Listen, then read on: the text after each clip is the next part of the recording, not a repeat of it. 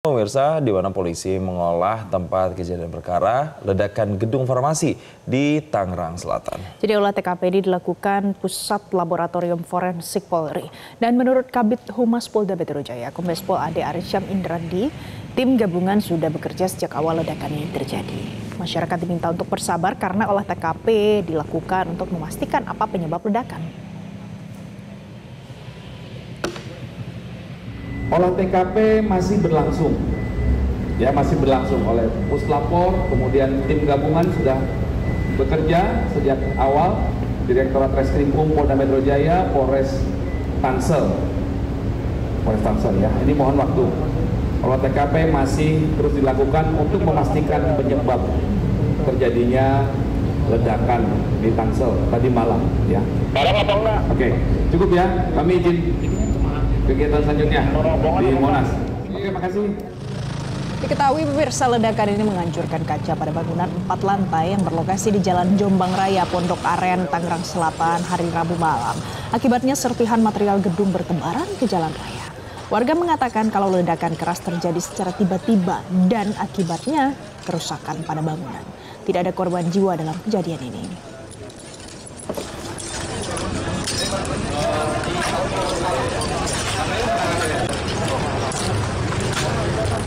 Untuk mengetahui situasi terkini dari lokasi ledakan, kita bergabung bersama jurnalis Metro TV Randi Alvaras di sana. Selamat pagi Randi, bisa Anda jelaskan bagaimana kondisi terkini dari lokasi ledakan? Apakah sudah diketahui penyebabnya?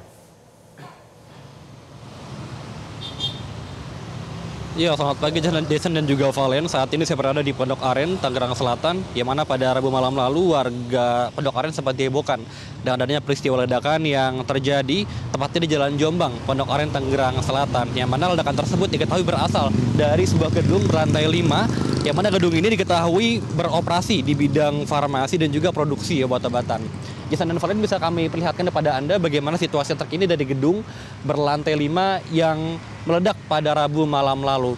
Ini kondisinya cukup parah sekali di Jason dan juga Valen. Bahkan seluruh kaca, hampir seluruh kaca yang ada di gedung ini mengalami pecah, dan juga beberapa temboknya ini juga jebol begitu. Bahkan di lantai 4 sendiri, tembok di samping daripada gedung ini juga sudah jebol, sehingga kita bisa melihat dari bawah bagaimana kondisi di dalam.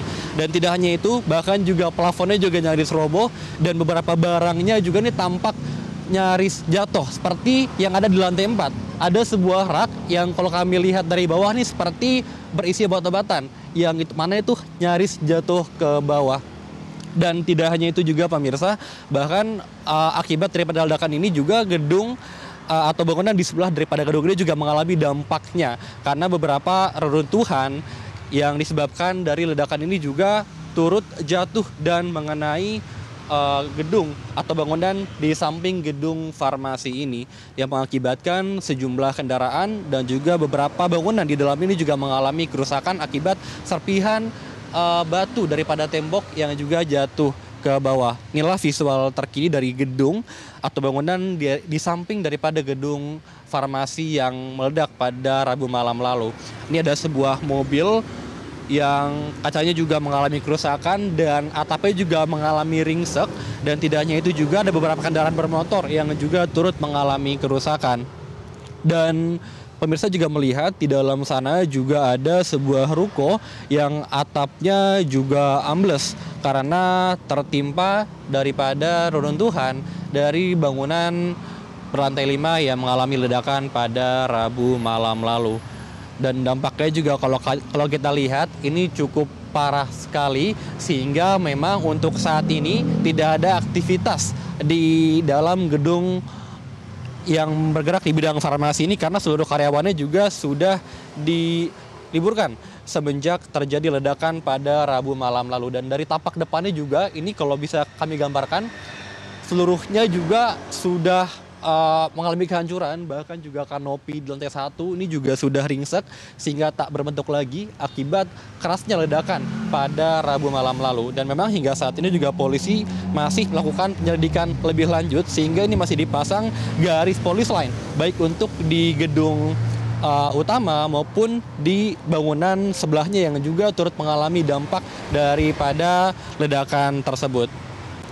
Dan Jason dan Valen memang hingga saat ini juga dari Polres Metro Metro Tangerang Selatan ini masih melakukan penyelidikan lebih lanjut untuk mengetahui apa penyebab daripada ledakan ini.